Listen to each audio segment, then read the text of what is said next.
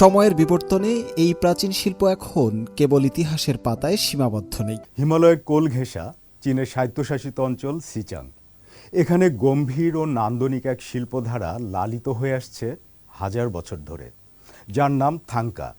এটি কেবল এক চিত্রকর্ম নয়, বরং তিব্বতী সংস্কৃতির এক জীবন্ত ইতিহাস ও অমূল্য দলিল। সমসাময়িক শিল্পীদের ঐকান্তিক প্রচেষ্টায় এই প্রাচীন শিল্পকলা আজ নতুন যুগে নতুন প্রাণশক্তিতে উদ্ভাসিত। সেন্ট্রাল প্লেন্স বা চীনের মধ্য সমতলের শিল্প ঐতিহ্যের সাথে তিব্বতী চিত্রশৈলীর অপূর্ব মেলবন্ধন থাংকাকে এক অনন্য উচ্চতা দিয়েছে। চীনের দক্ষিণ পশ্চিমাঞ্চলের স্বায়ত্তশাসিত অঞ্চল সিচাংয়ে হাজার বছরের পুরনো শিল্পকলা থাংকা সংরক্ষণে কাজ করে যাচ্ছেন এক ঝাঁক নিবেদিত প্রাণ শিল্পী। সময়ের বিবর্তনে এই প্রাচীন শিল্প এখন কেবল ইতিহাসের পাতায় সীমাবদ্ধ নেই, বরং নতুন যুগে নতুন প্রাণশক্তির সঞ্চার করেছে। সিচাংয়ের সংস্কৃতির এই অনন্য ধারক ও বাহক শিল্পটি আজও তার উজ্জ্বল দ্যুতি ছড়িয়ে যাচ্ছে হিমালয়ের পাদদেশে। থাংকা কেবল একটি চিত্রকর্ম নয়, এটি সিচাং সংস্কৃতির এক অমূল্য দলিল। গত 1000 বছরেরও বেশি সময় ধরে সিচাংয়ের মালভূমিতে টিকে থাকা এই শিল্পটি বিভিন্ন পর্যায়ে বিবর্তিত হয়েছে।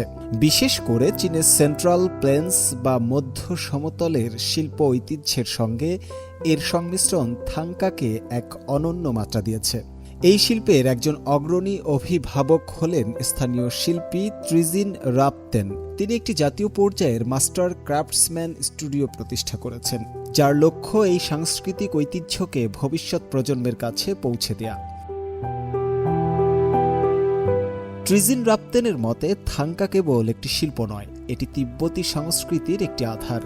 তিনি জানান 1500 শতাব্দীর মাঝামাঝি সময়ে তিব্বতে মিয়ানথাং এবং কিনজে নামক দুটি শিল্পধারা অত্যন্ত প্রভাবশালী ছিল। বিশেষ করে মিয়ানতাং থাংকায় তিব্বতী চিত্রশৈলী এবং সমতলের শিল্পকলার অপূর্ব সংমিশ্রণ স্পষ্টভাবে ফুটে ওঠে, যা আজও শিল্পবোদ্ধাদের বিস্মিত করে।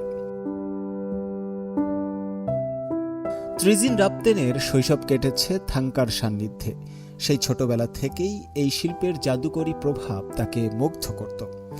পরবর্তীতে তাত্ত্বিক ও ব্যবহারিক জ্ঞান অর্জনের পর তিনি অনুধাবন করেন এই শিল্পকে টিকিয়ে রাখতে হলে নতুন প্রজন্মের অংশগ্রহণ অপরিহার্য।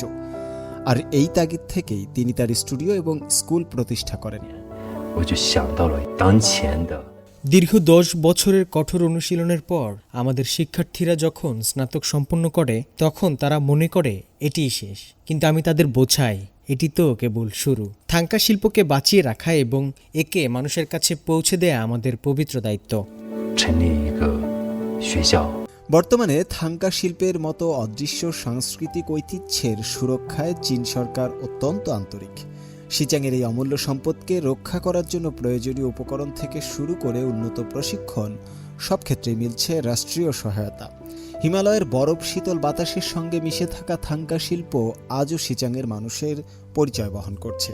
ত্রিজিন রাপতেনের মতো শিল্পীদের নিরলস প্রচেষ্টা এই শিল্পধারার নতুন যুগেও তার ঐতিহ্য ও আধুনিকতার মেলবন্ধনে উজ্জ্বল হয়ে থাকবে, এমনটাই প্রত্যাশা করছেন সংস্কৃতি প্রেমীরা। শুভ আনোয়ার, CMG বাংলা।